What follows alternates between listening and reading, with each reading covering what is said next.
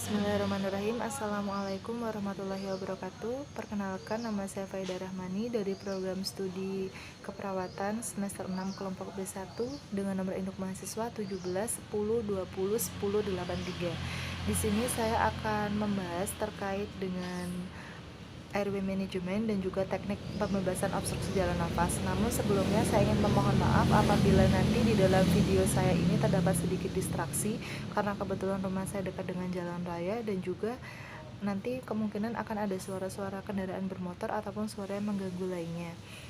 Nah, sebelum masuk ke tahap kerjanya, di sini nanti pada materi pengelolaan jalan nafas ini saya akan membahas terkait dengan pemasangan oroparengal tube. Nah, sebelum masuk ke tahap kerja, tentunya kita harus mengetahui apa itu oroparengal tube. Jadi, menurut sepemahaman saya, oroparengal tube ini merupakan tabung atau pipa yang dipasang di antara mulut dan juga paring pada orang yang tidak sadar atau berfungsi untuk membantu pembebasan jalan nafas. Jadi pembebasan jalan nafas menggunakan oroparengal tube ini merupakan cara yang ideal untuk mengembalikan kepatenan jalan nafas yang terhambat akibat dari pasien yang tidak sadar, karena biasanya pasien yang tidak sadar ini lidahnya itu akan menutupi jalan nafas. Serta pemasangan oroparengal tube ini dapat membantu proses ventilasi. Nah, untuk oroparengal tube itu sendiri, alatnya itu terbuat dari karet bengkok atau juga plastik yang nantinya akan dimasukkan pada mulut paring posterior untuk menetapkan atau memelihara kepatenan jalan nafas. Nah, oroparengal tube ini tentunya harus dipasang pada pasien yang tidak sadar. Biasanya itu pasien yang tidak sadar itu kan lidahnya kan menghalangi jalan nafas, sehingga ini memerlukan pemasangan oroparengal tube. Nah, oroparengal tube ini juga nanti sudah disesuaikan bentuknya, karena ini dimasukkan ke dalam mulut, nanti bentuknya itu sesuai dengan langit-langit mulut atau dengan palatum. Nah, nanti oroparengal tube ini juga dapat membantu untuk kita memfasilitasi proses suction. Jadi untuk indikasi dari oroparengal tube itu sendiri itu ada pemeliharaan jalan nafas dari ketidaksadaran, lalu melindungi endotracheal tube dari gigitan dan juga memfasilitasi suction pada jalan nafas. Untuk kontraindikasinya sendiri adalah oroparengal tube ini tidak boleh diberikan pada pasien yang sadar atau keadaan pasien itu semi sadar karena dapat merangsang adanya muntah. Lalu juga harus berhati-hati apabila pasien ini mengalami trauma oral. Seperti itu. Selanjutnya untuk tahap prosedur pelaksanaan dari pemasangan oroparengal tube ini sama seperti dengan tahap-tahap yang lainnya, dimulai dari tahap prainteraksi sampai nanti evaluasi. Untuk tahap prainteraksi itu sendiri sama seperti mempersiapkan alat, mengatasi rasa ketakutan, mengeksplorasi perasaan dan juga mencuci tangan. Lalu selanjutnya untuk tahap orientasi ini kita memastikan apakah pasien tersebut memang benar-benar membutuhkan pemasangan dari oroparengal tube. Jadi untuk tahap kerja dari pemasangan oroparengal tube ini diawali dengan kita mencuci tangan. Kita mencuci tangan dengan 6 langkah cuci tangan, yang selanjutnya nanti kita langsung menggunakan handscoon. Nah, kemudian setelah itu kita membuka mulut pasien dan tahan dengan menggunakan tong spatel. Dan selanjutnya kita membersihkan mulut dengan kasa steril menggunakan ujung penyedot faring yang kaku atau biasa disebut dengan yuanker bila ini kondisinya memungkinkan. Selanjutnya kita tidak lupa untuk memilih ukuran airway yang sesuai dengan pasien. Nah, yaitu kita itu menempatkan OPA di samping wajah dengan ujung OPA pada sudut mulut, ujung yang lain pada sudut rahang bawah. Bila OPA diukur dimasukkan dengan tepat, maka OPA akan tepat sejajar pada pangkal glottis. Jadi OPA-nya ini karena banyak ukurannya, nanti kita harus menyesuaikan OPA-nya yang sesuai dengan pasien. Lalu untuk selanjutnya adalah memasukkan oroparing tube dengan mengikuti salah satu langkah yang nanti akan saya sebutkan. Nah, untuk langkah-langkahnya itu yang pertama itu ada balik oroparing tube sehingga bagian atasnya menghadap ke muka atau ke palatum. Setelah masuk ke dinding posterior paring, lalu diputar oroparengal tube ini sebanyak 180 derajat sampai posisi ujung mengarah kepada orofaringnya. Lalu selanjutnya juga dapat menggunakan penekan lidah, gerakan lidah keluar untuk menghindari terdorong masuk ke faring posterior. Lalu bisa juga dengan memasukkan oroparengal tube ini ke dalam posisi yang seharusnya di bagian atas atau masukkan ke bawah dan tidak perlu diputar. Nah, jika pasien ini ada refleks cegukan atau terangsang, sebaiknya itu langsung dicabut saja dan kemudian dimasukkan kembali. Yang selanjutnya ada kita melakukan fiksasi di pangkal orofaring tube dengan plester tanpa menutup lubang orofaring tube. Dan selanjutnya ketika sudah selesai ini, maka kita berikan posisi yang nyaman pada pasien.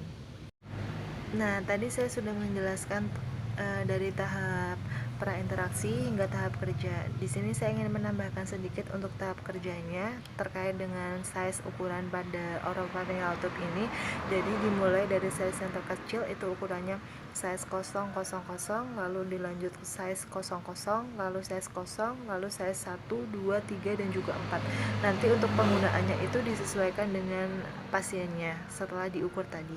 Nah, karena saya sudah membahas terkait dengan pengelolaan jalan nafas, sekarang selanjutnya adalah materinya terkait dengan pemberian suction.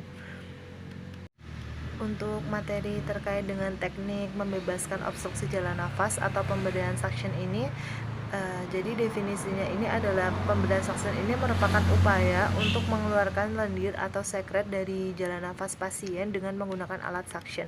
Nah, tujuannya ini adalah untuk mengeluarkan sekret dan juga membebaskan jalan nafas. Nah, untuk tahap-tahapan kerjanya itu sama, dimulai dari tahap prainteraksi hingga tahap evaluasi. Nah, untuk tahap prainteraksinya itu yang pertama itu kita itu ada persiapan alat.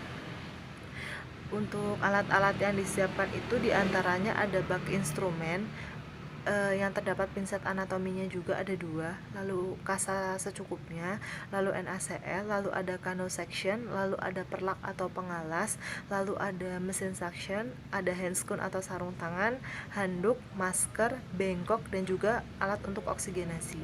Lalu untuk persiapan dari petugas medisnya sendiri itu nanti ada 2 orang perawat, yang satunya itu perawat melaksanakan suction, yang satunya lagi adalah di bagian oksigenasinya. Nah, untuk selanjutnya itu pada tahap prainteraksi ini juga kita itu sudah membaca catatan keperawatan, kita sudah menyiapkan semuanya, kita sudah mengeksplorasi rasa ketakutan kita, dan kita sudah mencuci tangan, dan selanjutnya kita siap bertemu dengan pasien. Untuk di tahap orientasinya sendiri nanti sama seperti orientasi pada tindakan-tindakan yang lain, yaitu memberikan salam, lalu kemudian kita memberitahukan kepada pasien terkait dengan tujuan dan juga prosedurnya, tapi kita juga tidak lupa untuk memastikan apakah pasien itu memang benar membutuhkan tindakan suction. Lalu jangan lupa untuk menjaga privasi pasien. Lalu masuk ke tahap kerjanya itu, nanti di tahap kerja itu kita tidak boleh lupa untuk memberikan klien itu kesempatan bertanya. Nah, selanjutnya itu kita mengecek pernafasan pasien. Lalu karena kita sudah mencuci tangan, kemudian kita menggunakan sarung tangan. Nah, setelah itu nanti kita berikan oksigenasi kurang lebih sekitar 5 sampai dengan 10 menit. Kemudian kita meletakkan handuk di bagian dada pasien, dan kemudian letakkan bengkoknya itu diletakkan di dekat pasien. Lalu jangan lupa untuk menggunakan masker. Lalu menghubungkan selang suction ke mesin suction, nyalakan dengan menentukan tekanan antara 100 sampai dengan 100 mmHg. Lalu selanjutnya melakukan suction sambil menarik kateter. Tidak menarik kateter secara paksa bila ada tahanan, dan kemudian lakukan suction itu maksimal selama 3 detik saja. Lalu setelah proses itu selesai, kemudian kita angkat kateter dan mengulang kembali sampai tindakan tersebut dirasa sudah cukup atau tidak ada sekret lagi di dalam jalan nafas pasien. Kemudian jika sudah selesai itu, biasanya tuh pasien nanti kita akan berikan oksigenasi kembali apabila ini diperlukan. Lalu selanjutnya bersihkan kateternya itu menggunakan cairan NaCl. Kemudian tahap yang terakhir adalah kita melepaskan handscoon, lalu kita mengecek pernapasan pasien dan juga merapikan alat. Mungkin itu saja untuk tahap kerja dari proses suction. Selanjutnya masuk ke tahap terminasi, juga sama seperti terminasi pada umumnya, yaitu mengevaluasi respon pasien, menyimpulkan hasil kegiatan, lalu melakukan kontrak selanjutnya, dan juga jangan lupa untuk mengakhiri dengan bacaan hamdalah dan juga salam, kemudian merapikan alat. Nah, di sini kita tidak boleh lupa setelah kita melakukan tindakan pemasangan orofaringal tube dan juga tindakan suction, tentunya kita harus melakukan dokumentasi. Nah, di dokumentasi ini kita nanti akan mencatat seluruh hasil tindakan yang telah kita lakukan di catatan keperawatan dan kemudian menentukan rencana tindak lanjut apakah tindakan yang nanti akan kita lakukan selanjutnya. Nah, kurang lebih seperti itu dari saya terkait dengan pemasangan orofaringal tube dan juga pemberian suction. Apabila ada kesalahan, saya mohon maaf. Terima kasih. Wassalamualaikum warahmatullahi wabarakatuh.